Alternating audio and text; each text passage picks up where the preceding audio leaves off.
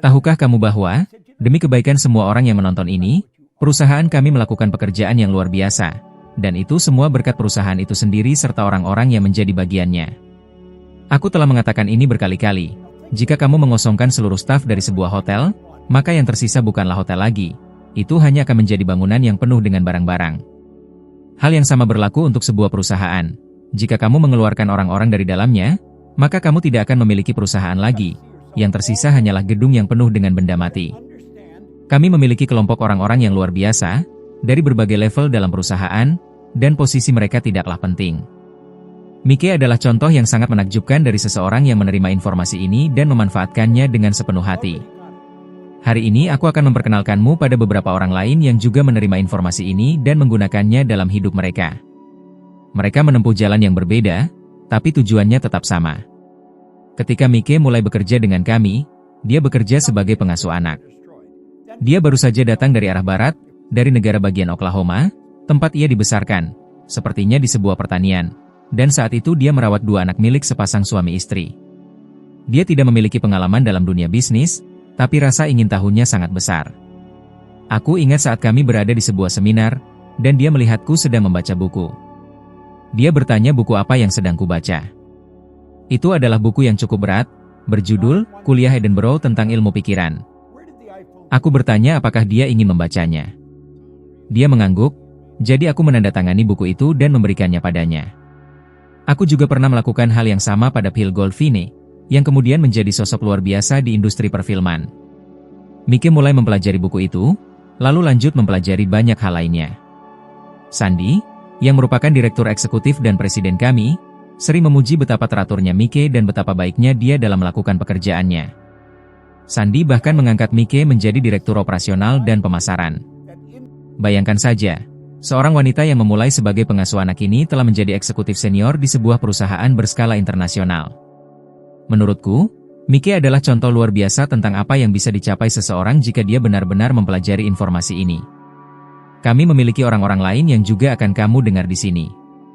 Tommy Choler dulunya adalah konsultan di perusahaan kami, dan kemudian kami angkat menjadi direktur kreatif. Dia melakukan pekerjaan yang luar biasa dalam memastikan setiap elemen kreatif benar-benar diperhatikan dengan detail. Aku bisa katakan bahwa pikirannya adalah tempat yang indah untuk dikunjungi. Arash Bagi, menurutku sebelumnya bekerja di sebuah perusahaan percetakan, aku tidak terlalu yakin, tapi sepertinya memang begitu. Seingatku, dia bahkan belum pernah mendapatkan sekitar 1 juta rupiah, atau kalaupun pernah, jumlahnya nyaris tidak mencapai itu. Tapi kini, Arash adalah salah satu tenaga penjualan dan manajer penjualan terbaik yang pernah kutemui. Dia adalah pemimpin yang hebat. Orang-orang seperti inilah yang mengisi perusahaan kami, dan itu membuat perbedaan yang sangat besar.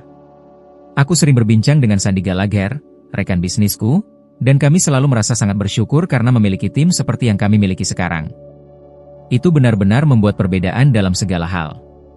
Beberapa waktu lalu, aku berbicara dengan Jen, seorang wanita yang sangat menginspirasi. Dia dan suaminya telah membangun sebuah perusahaan yang sangat besar. Pada suatu saat, dia menjadi orang nomor 1 dalam penghasilan di dunia pemasaran jaringan. Dia telah menghasilkan lebih dari 50 miliar rupiah, jumlah yang lebih besar dari siapapun di bidang itu, dan semuanya dimulai dari nol. Tidak heran jika dia dan suaminya, Joshua, berhasil membangun perusahaan yang begitu sukses. Aku sangat senang dikelilingi oleh orang-orang sukses seperti mereka. Mereka semua sangat berorientasi pada tujuan dan sangat rajin belajar. Jika kamu bukan orang yang gemar belajar, maka kamu tidak akan berkembang lebih jauh dari tempatmu berada saat ini. Hari ini aku ingin menunjukkan sesuatu padamu. Scott, bisakah kamu bantu untuk memutar selidenya? Pertama-tama, aku ingin memperlihatkan padamu dari mana aku memulai. Suatu hari, seorang pria duduk bersamaku dan menulis 1 huruf R di selembar kertas. Lalu, dia menambahkan 3 huruf lagi, 2 H dan 1 D. Dia berkata, "Bob, biarkan ini melambangkan kebahagiaan, kesehatan, dan kekayaan." Kemudian dia bertanya apakah menurutku dia adalah orang yang bahagia. Aku menjawab ya, walaupun aku tidak terlalu mengenalnya, dia tampak cukup bahagia menurutku. Lalu dia bertanya apakah aku pernah melihatnya sakit. Dan memang tidak pernah. Dia melanjutkan, apakah kamu pernah melihatku tidak punya uang? Orang ini selalu saja membawa uang, dan aku sangat menyadarinya, karena aku sendiri tidak pernah punya. Aku selalu dalam keadaan bokek. Pada masa itu, kamu bisa membeli 5 galon bensin hanya dengan sekitar Rp32.000. Aku sering berusaha mencari seseorang yang bisa meminjamiku uang sebanyak itu agar bisa membeli 5 galon bensin dan menjaga agar mobilku tetap hidup. Hidupku saat itu benar-benar tidak baik, aku adalah pria yang tidak bahagia. Dia berkata kepadaku, "Kau tahu, Bob, kau mungkin salah satu orang paling menyedihkan yang pernah aku temui." Dia sebenarnya tidak terlalu mengenalku, meskipun kami sudah saling kenal selama beberapa waktu. Dia berkata, "Kau selalu sakit." Lalu dia menambahkan, "Kau selalu bangkrut." Sejujurnya, dia cukup sopan saat mengatakannya. Saat itu, pendapatanku sekitar Rp88 juta per tahun, tapi aku punya utang sebesar Rp132 juta. Aku tidak pernah bisa maju. Aku bahkan tidak tahu pasti kemana perginya semua uang itu. 10 juta di sini, 5 juta di sana, tersebar di berbagai tempat. Semua orang terus-menerus menagihku, dan itu membuatku sangat terganggu. Aku menjadi mudah marah, aku terlilit utang dan itu membuatku kesal. Aku benar-benar keluar jalur. Dia berkata, "Bob, mengapa kau tidak mengubah hasil yang kau dapatkan?" Aku akan berkata yang sebenarnya, itu tidak pernah terlintas di pikiranku. Sama sekali tidak terpikir olehku bahwa aku bisa mengubah hasil hidupku. Dan aku rasa banyak orang hidup seperti itu. Mungkin ada orang yang sedang mendengarkan ini dan juga hidup dengan cara seperti itu, tidak pernah benar-benar melihat hasil hidupnya dan berpikir bahwa itu adalah nasib, padahal sebenarnya bisa diubah. Dia bertanya, "Apakah kau pernah belajar sesuatu?" Aku menjawab, "Tidak, aku tidak bisa membaca." Dia berkata, "Itu tidak benar. Sebenarnya, aku bisa membaca, meskipun tidak terlalu lancar." Dia berkata, "Bobby, rahasia zaman tersembunyi dalam buku-buku." Pada tahun 1934, Robert Collier menulis sebuah buku berjudul Rahasia Zaman, dan buku itu benar-benar berisi rahasia tersebut. Robert Collier adalah penulis yang hebat. Napoleon Hill juga menulis sebuah buku, dan orang itu berkata kepadaku, "Bob, Hill menghabiskan seluruh hidupnya menulis buku ini, berdasarkan penelitian terhadap 500 orang paling sukses di dunia." Itulah inti dari buku itu. Dia mempelajari kehidupan mereka layaknya seorang ilmuwan, dan mengumpulkan semua informasi tersebut. Bahkan, dia mengumpulkannya menjadi 8 buku. Aku akan tunjukkan padamu. Aku masih menyimpan 8 buku itu di sini. Aku menyandarkannya sedikit ke depan agar lebih terlihat. Kau lihat, Scott? Itu dia. Aku juga punya foto Mary Morse, dia baru saja mengirimkannya kepadaku. Dia adalah sahabatku yang istimewa dan tak tergantikan. Dia wanita luar biasa, dan aku menaruh fotonya di sana karena gaunnya berwarna merah, sama seperti warna buku-buku itu. 8 buku ini ditulis oleh Napoleon Hill atas permintaan Andrew Carnegie, yang saat itu adalah orang terkaya di dunia. Terima kasih, Scott. Lalu Hill merangkum ke-8 buku itu menjadi satu buku, Berpikir dan Menjadi Kaya. Dia berkata, "Bob, jika kau melakukan persis seperti yang aku katakan dan membaca ini setiap hari, kau bisa mendapatkan apapun yang kau inginkan." Sekarang bayangkan ini, seorang pria yang sedih, sakit-sakitan, bangkrut, berpenghasilan sekitar Rp88 juta per tahun dan berutang lebih dari Rp132 juta. Aku putus sekolah di kelas 9, hanya sempat belajar 2 bulan di SMA, tidak punya pengalaman bisnis sama sekali, dan pria ini berkata bahwa aku bisa memiliki apapun yang kuinginkan. Aku tidak punya dasar untuk mempercayainya. Bagaimana mungkin aku percaya? Aku tidak bisa. Tapi, kau tahu? Aku percaya bahwa dia percaya. Dan ketika aku melihat ke belakang, ternyata aku bertindak berdasarkan keyakinannya. Dan kadang-kadang, itulah yang harus kau lakukan. Dalam waktu 1 tahun, pendapatanku naik menjadi sekitar Rp3 miliar. Dan dalam waktu kurang dari 5 tahun, aku menghasilkan lebih dari Rp14 miliar setiap tahun. Dan aku melakukannya dengan membersihkan kantor. Sungguh. Aku bersedia melakukan pekerjaan jujur apapun untuk mendapatkan penghasilan. Seorang pria berkata kepadaku, membersihkan kantor bisa menghasilkan banyak uang, kalau kau melakukannya untuk dirimu sendiri. Jadi aku mulai menandatangani kontrak, membawa ember dan alat pel bersama, dan menjalankan bisnis itu sendiri. Dalam 5 tahun, kami sudah beroperasi di Toronto, Montreal, Boston, Cleveland, Atlanta, dan London, Inggris, dengan penghasilan lebih dari 14 miliar rupiah setiap tahun. Tapi aku sangat tidak bertanggung jawab dengan uang itu, aku menghamburkannya kemana-mana. Suatu hari aku keluar dari Playboy Club di Park Lane, London. Aku tinggal di sana waktu itu, yang berada tepat di samping London Hill, hotel yang sekarang sudah tidak ada. Aku sering ke sana, dan aku tidak terlalu peduli jika kalah. Aku biasanya menang, karena aku merasa tahu di mana uang itu berada. Tapi saat itu, rasanya seperti aku mengalami sesuatu yang spiritual. Aku berpikir, apa yang aku lakukan ini tidak benar. Ini benar-benar tidak benar. Aku merenung bagaimana hidupku bisa berubah begitu drastis. Pikiranku kembali ke masa ketika aku tidak punya apa-apa, saat Arya pertama kali mengenalku, dan semua hal yang terjadi setelah itu. Dan kau tahu? Aku tidak tahu. Aku benar-benar tidak tahu bagaimana semua itu terjadi. Tapi dalam hidupku telah terjadi sebuah transformasi. Sebuah perubahan yang sangat luar biasa. Dan aku tidak mengerti apa yang menyebabkan itu. Jadi aku memutuskan, aku akan mencari tahu. Butuh waktu 9,5 tahun bagi saya untuk benar-benar memahami mengapa Bob berubah. Dan ketika saya menyadarinya, satu-satunya hal yang ingin saya lakukan adalah mengajarkan kepada orang lain apa yang telah saya pelajari. Saya berpikir, pasti ada banyak orang di luar sana yang berada di posisi saya dulu, dan mereka tidak tahu bagaimana cara berubah.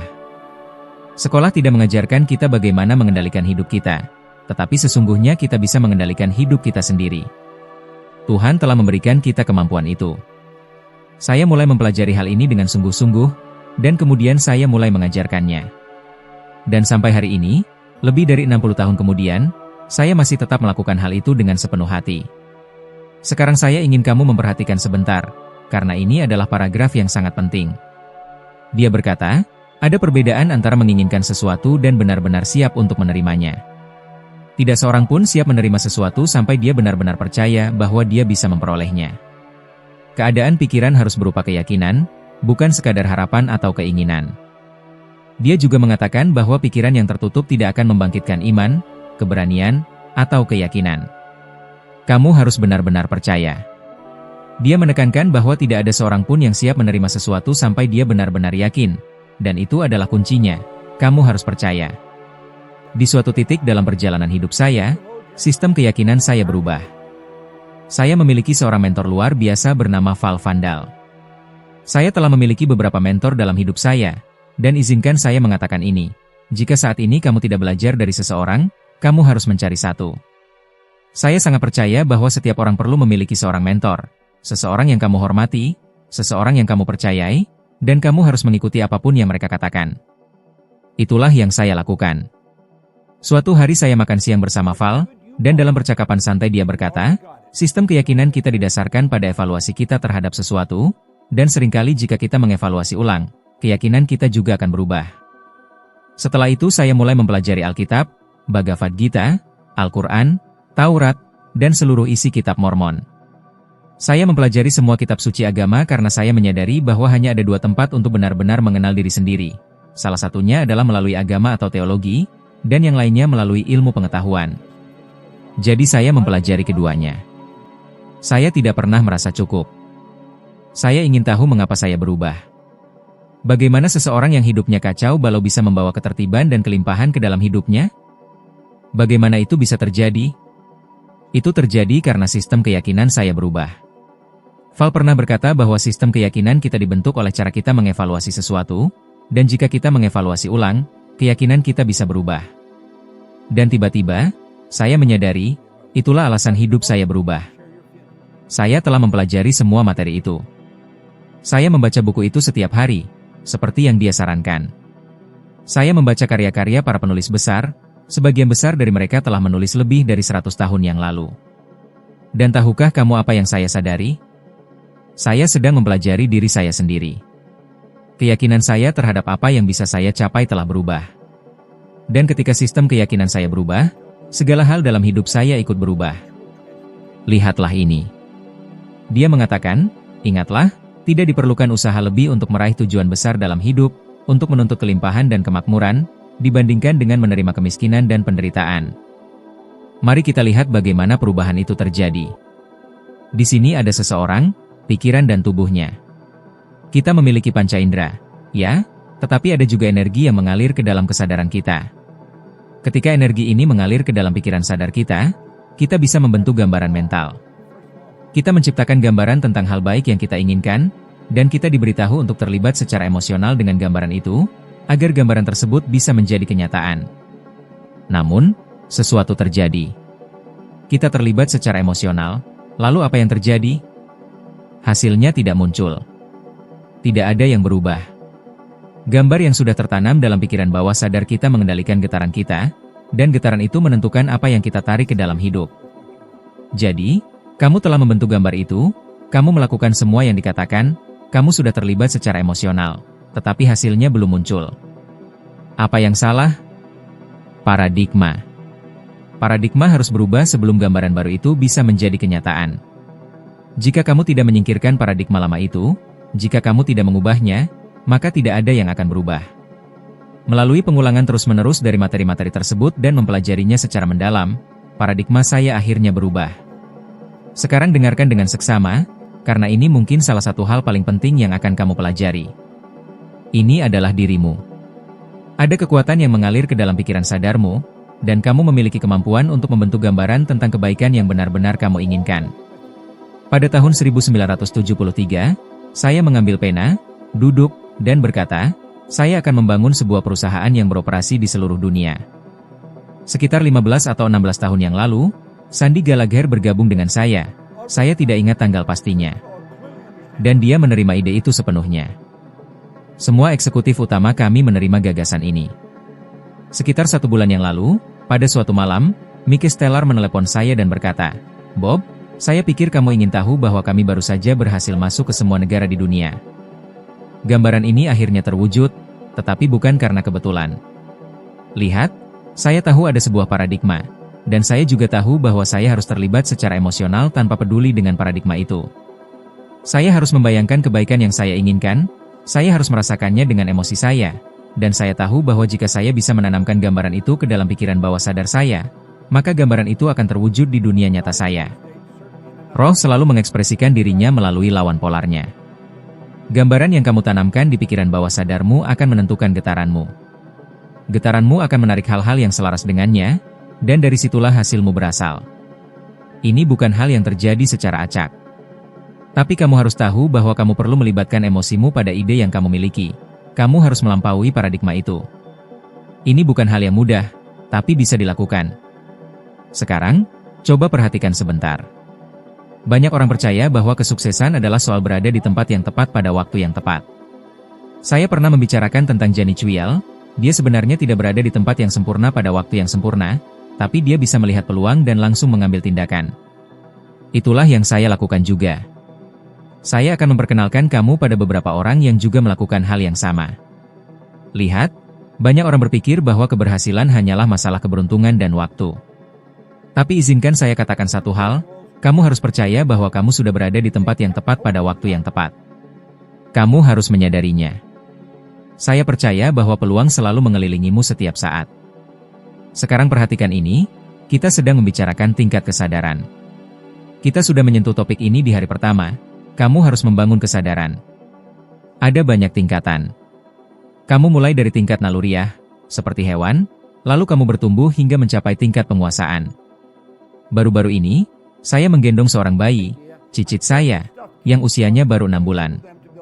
Bayi kecil itu bereaksi terhadap segalanya. Orang tuanya, sebaliknya, merespons. Itulah perbedaannya. Begitulah cara kita berkembang. Begitulah cara kita tumbuh. Ketika kamu bereaksi, kamu berada dalam mode bertarung atau lari. Tapi ketika kamu merespons, kamu berpikir, kamu merencanakan. Jadi, saat sesuatu terjadi di sekitarmu, jangan bereaksi, belajarlah untuk merespons.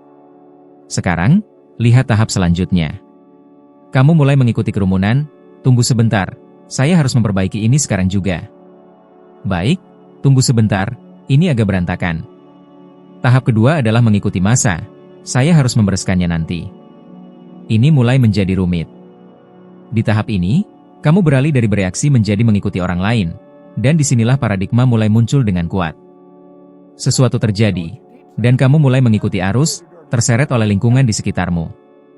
Lalu tiba-tiba, sesuatu terbangun di dalam dirimu.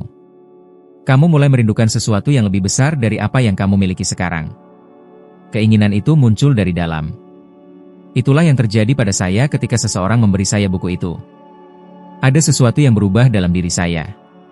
Saya mulai menginginkan sesuatu yang lebih besar, keinginan yang dalam muncul, dan keinginan itu mulai mendekat kepada saya.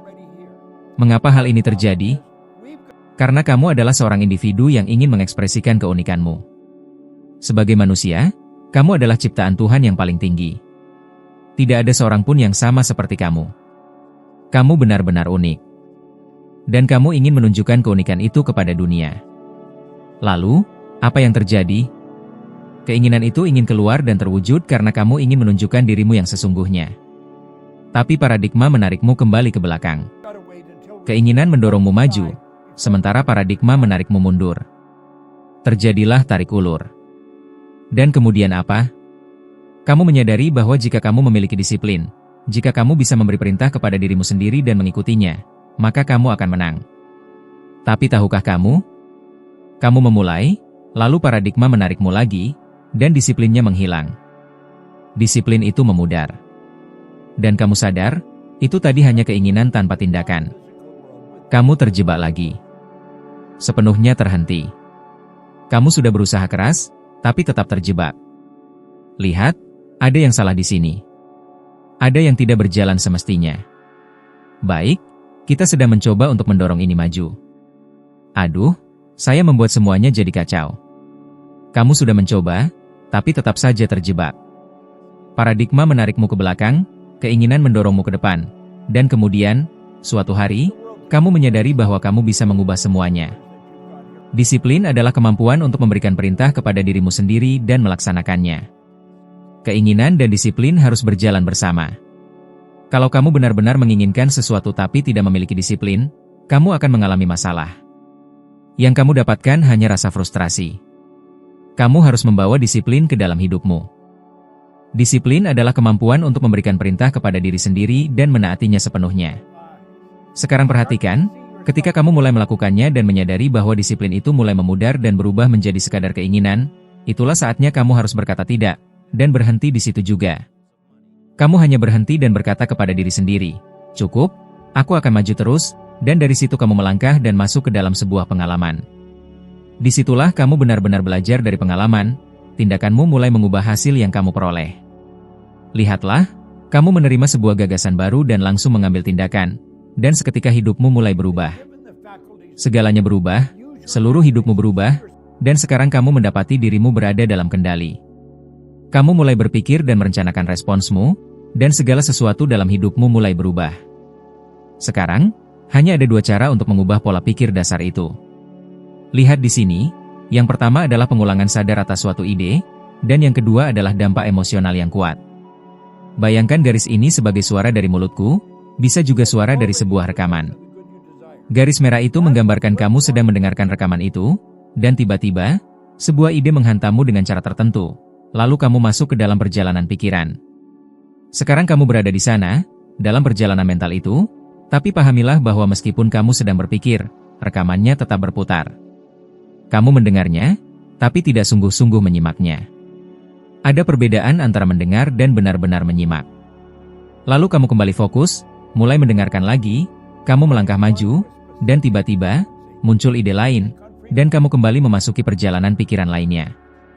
Dan begitulah proses ini berlanjut hingga rekamannya berakhir. Sekarang, jika kamu ingin mengubah pola pikirmu, kamu harus memahami bagaimana pola itu terbentuk. Itu dibentuk melalui pengulangan ide yang berulang-ulang. Dan cara mengubahnya pun sama, dengan mendengarkan rekaman yang sama mungkin 1000 kali. Kamu akan bertemu dengan ide yang sama berkali-kali, tetapi jika kamu hanya mendengarnya 1 kali, tidak akan terjadi apa-apa. Kamu memutarnya untuk kedua kali, dan di mana kamu berhenti? Bukan di tempat terakhir kamu berhenti. Sama sekali tidak. Itu tidak akan terjadi. Kamu tidak akan pernah berhenti di titik yang sama setiap kali. Dan inilah yang perlu kamu lakukan, ulangi pemutaran itu lagi dan lagi. Sekarang pahamilah, hanya 5% adalah strategi dan 95% adalah pola pikir. Kamu benar-benar harus masuk ke dalam pola pikir itu. Semuanya tentang pengulangan, semuanya tentang kebiasaan. Sekarang aku akan menunjukkan sesuatu tentang pengambilan keputusan, Kemudian aku akan memperkenalkanmu kepada beberapa orang yang membuat keputusan besar dan diberi imbalan yang luar biasa. Inilah sesuatu tentang keputusan, ada Andrew Carnegie dan Napoleon Hill. Andrew Carnegie adalah orang terkaya di dunia saat ia memutuskan untuk membimbing Napoleon Hill. Pada waktu itu, Hill adalah seorang jurnalis muda dari sebuah majalah yang sedang mengerjakan artikel tentang orang-orang kaya. Hill sangat beruntung karena mendapatkan kesempatan wawancara selama 3 jam dengan Carnegie, yang saat itu merupakan orang terkaya di dunia. Yang tidak diketahui Hill adalah bahwa Carnegie sedang mencari seseorang seperti dirinya, seseorang yang bisa mempelajari dan mendokumentasikan hukum-hukum kesuksesan yang telah ia temukan. Carnegie telah mewawancarai lebih dari 250 orang dan belum menemukan orang yang cocok. Tapi saat Hill mewawancarainya, Carnegie juga sedang mengevaluasi dirinya. Di akhir wawancara 3 jam itu, Carnegie berkata kepada Hill, "Wawancara ini belum berakhir, ini baru saja dimulai. Aku ingin kamu ikut ke rumahku." Dan dia membawanya pulang, dan selama 3 hari menjelaskan bagaimana ia menjadi orang terkaya di dunia. Dia menjelaskan bahwa ketika masih kecil, ia datang dari Skotlandia ke pesisir timur Amerika Serikat bersama keluarganya yang tidak memiliki apa-apa. Mereka memulai dari nol. Bayangkan, seorang anak lelaki yang datang dari Skotlandia tanpa membawa apapun, akhirnya menjadi orang terkaya di muka bumi. Selama 3 hari, Carnegie membagikan seluruh filosofi hidupnya kepada Hill. Dan di akhir hari ketiga, dia berkata, "Napoleon, aku akan mengajukan satu pertanyaan dan aku hanya ingin jawabannya atau tidak. Dengarkan baik-baik. Hanya ya atau tidak." Yang tidak diberitahukan Carnegie adalah bahwa Hill hanya punya waktu 1 menit untuk menjawab. Carnegie berkata, "Jika kamu akan bekerja denganku dan butuh lebih dari 10 detik untuk menjawab satu pertanyaan, aku tidak mau kamu di timku." Dia menjalankan prinsip yang sama yang telah membawanya sukses, dan itulah sebabnya dia membawa stopwatch. Lalu dia mengajukan pertanyaan besar, "Maukah kamu menghabiskan sisa hidupmu untuk bekerja pada sebuah gagasan yang mungkin tidak akan memberimu imbalan materi apapun selama paling tidak 20 tahun? Dalam 29 detik, Hill menjawab, "Ya." Dan 29 detik kemudian, dia baru tahu bahwa Carnegie hanya memberinya waktu 1 menit. Sejak saat itu, mereka mulai bekerja bersama. Dan Carnegie berkata padanya, "Kamu akan menghadapi tantangan besar." Dia berkata, "Seluruh dirimu akan ingin menyerah jauh sebelum proyekmu selesai." Dan dia berkata, "Aku tidak akan memberimu dukungan keuangan, aku tidak akan memberimu uang, kamu harus membiayai dirimu sendiri." Tapi dia juga berkata, "Aku akan mengenalkanmu kepada beberapa orang terkaya dan paling mudah didekati di dunia, dan aku ingin kamu mewawancarai mereka serta menuliskan hukum-hukum kesuksesan." Itu adalah pekerjaan besar yang memakan waktu 20 tahun. Dia memulainya pada tahun 1908, dan buku-buku yang baru saja aku sebutkan diterbitkan pada tahun 1928. Sekarang aku punya 1 set buku itu tepat di belakangku. Ini adalah sebuah gagasan yang luar biasa besar. Dan tahukah kamu, dia mengajukan sebuah pertanyaan. Inilah pertanyaannya, aku ingin kamu mengambil pernyataan ini, mempelajarinya, dan menghafalnya. Inilah pernyataannya, Andrew Carnegie, "Aku tidak hanya akan menyamai pencapaianmu dalam hidup, tetapi aku akan menantangmu dalam perlombaan dan melampauimu dari tribun penonton." Dia berkata, "Aku ingin kamu mengulangi ini setiap hari." Hill melemparkan pensilnya ke lantai dan berkata, "Kamu tahu persis itu tidak akan pernah terjadi." Dan Carnegie menjawab, "Aku tahu, Napoleon, kecuali kamu menanamkan gagasan itu ke dalam pikiran bawah sadarmu." Lalu dia bertanya, "Maukah kamu membaca ini setiap pagi dan setiap malam sambil menatap dirimu di cermin?" Dia berkata, "Aku bisa melakukannya selama 30 hari." Dia berkata dia bisa melakukannya, tapi dia tidak percaya hal itu akan terjadi. Saat pertama kali dia membacanya, dia mengunci diri di kamar mandi karena tidak ingin saudaranya, yang tinggal bersamanya, mendengarnya. Dia membisikkan kata-kata, "Andrew Carnegie, aku tidak hanya akan menyamai pencapaianmu dalam hidup, tetapi aku akan menantangmu dalam perlombaan dan melampauimu dari tribun penonton." Dengar, saat aku mempelajari Andrew Carnegie, aku menemukan bahwa dia telah menciptakan sekitar 50 orang kaya raya. Napoleon Hill menciptakan jutaan orang kaya raya. Dia berhasil mencapai apa yang diinginkan oleh Carnegie. Dia menjawab pertanyaan itu dalam waktu 29 detik. Sekarang ada satu kisah lagi. John Kennedy pernah berbicara dengan Dr. Wernher von Braun. Keduanya sekarang telah tiada. Semoga Tuhan memberkati mereka. Von Braun adalah bapak program luar angkasa, jenius di balik keberhasilan manusia mencapai bulan. Kennedy bertanya kepadanya, Apa yang dibutuhkan untuk membangun roket yang bisa membawa seseorang ke bulan dan membawanya kembali ke bumi dengan selamat? Jawabannya adalah kemauan untuk melakukannya. Hanya kemauan untuk melakukannya. Dia memberikan jawaban itu dalam 10 detik. Lihatlah, ini adalah pertanyaan-pertanyaan yang sangat besar. Apa yang dibutuhkan untuk membuat roket ke bulan? Dalam 10 detik, dia memberikan jawabannya. Dia tahu bahwa jika seseorang membuat keputusan dan benar-benar fokus, mereka bisa mewujudkannya. Begitulah cara kamu fokus, melalui kemauan. Itulah bagaimana mereka akan melakukannya. Sekarang lihat, aku ingin menunjukkan sesuatu tentang keputusan, dan setelah itu aku akan berbicara tentang beberapa orang yang membuat keputusan besar. Pikirkan ini sejenak. Orang-orang yang aku bicarakan memahami hukum-hukum kehidupan, dan itulah alasan mereka bisa mencapai apa yang mereka capai.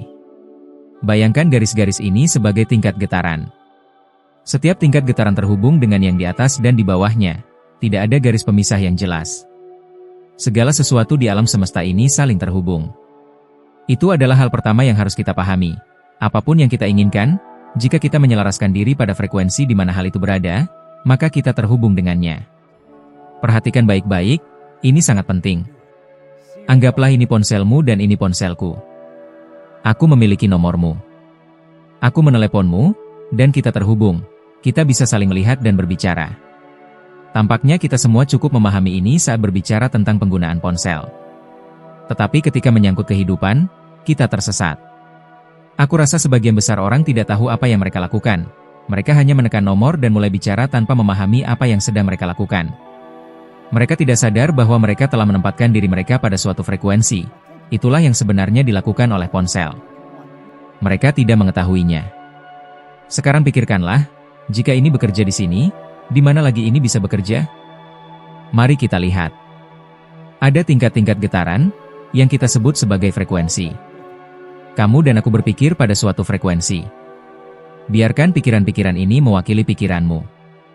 Sekarang perhatikan baik-baik, ini sangat penting. Kami mencoba menjelaskan semua ini dalam waktu singkat, aku telah mempelajarinya selama 60 tahun. Lihat ini adalah pikiran-pikiranmu, dan itulah alasan kamu mendapatkan hasil yang kamu dapatkan.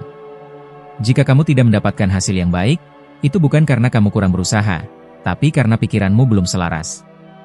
Pikiran-pikiranmu yang menciptakan hasil. Dan kamu mungkin berkata, ini bukan yang aku inginkan, ini yang aku inginkan. Maka kamu perlu mengubah frekuensi pikiranmu dan menyelaraskan diri dengan apa yang benar-benar kamu inginkan.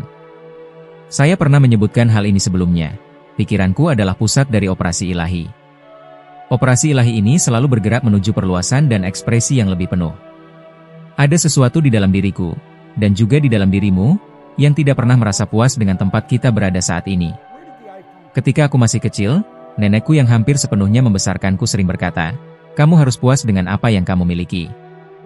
Dia adalah wanita yang sangat baik, seperti malaikat dari Tuhan, dan pada suatu malam ketika dia sedang tidur, dia dipanggil pulang ke rumah surgawi. Tetapi dia salah, kamu tidak seharusnya merasa puas. Kamu boleh bahagia dengan apa yang kamu miliki, namun kamu juga harus terus merasa tidak puas. Ketidakpuasan itu berasal dari roh di dalam dirimu yang ingin mengekspresikan diri dengan cara yang lebih besar. Kamu berkata, inilah yang aku inginkan. Dan disinilah kesalahan sering dimulai, inilah yang aku inginkan, aku akan melakukannya setelah aku punya uang. Sekarang, aku ingin kamu melihat sekeliling ruangan tempat kamu berada. Aku membayangkan kamu mungkin sedang berada di rumah. Aku sendiri berada di studio. Aku melihat kursi, meja, bantal, dan kamera. Semua itu tersebar di mana-mana. Tapi tahukah kamu? Aku tidak benar-benar membutuhkan barang-barang itu. Kenapa? Karena aku mendapatkannya karena aku menginginkannya. Kamu juga tidak membutuhkan semua yang ada di ruanganmu sekarang. Mungkin ada satu atau dua hal yang kamu butuhkan, tapi kamu mendapatkannya karena kamu menginginkannya. Ketika kamu sungguh-sungguh menginginkan sesuatu, kamu akan selalu menemukan jalan untuk mendapatkan uangnya. Ini adalah hukum alam. Tulislah ini baik-baik dan jangan pernah lupakan. Ketika kamu benar-benar menginginkan sesuatu, kamu akan selalu menemukan uang untuk itu. Jika kamu berkata, inilah yang aku inginkan dan aku akan melakukannya ketika aku punya uang, kamu sudah berada di jalur yang salah.